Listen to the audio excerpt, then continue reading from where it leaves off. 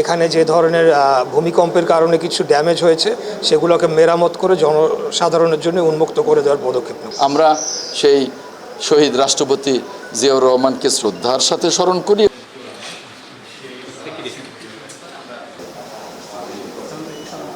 এই স্থাপনাটি এবং জিয়া স্মৃতি কমপ্লেক্স, যেটিকে পরবর্তীতে স্বাধীনতা কমপ্লেক্স ঘোষণা করা হয়েছিল, এগুলো ঐতিহাসিক নিদর্শন।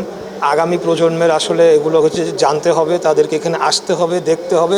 আমাদের ইতিহাস যদি আমরা না জানি তাহলে জাতি হিসেবে আমরা নিজেদেরকে গড়ে তুলতে পারবো না।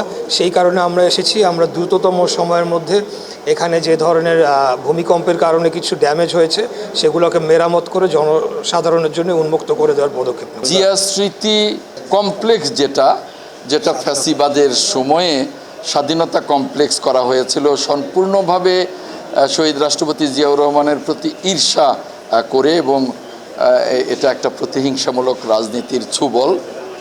আমরা সেই সাবেক জিয়া স্মৃতি কমপ্লেক্স, ইনশাল্লাহ ভবিষ্যতে জিয়া স্মৃতি কমপ্লেক্স আমরা নতুন করে করব।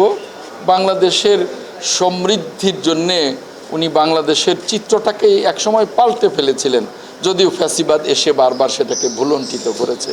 আমরা সেই শহীদ রাষ্ট্রপতি জিয়াউর রহমানকে শ্রদ্ধার সাথে স্মরণ করি এবং তার স্মৃতিগুলোকে সংরক্ষণের জন্যে মুক্তিযোদ্ধা মন্ত্রণালয় সব কিছু করবে।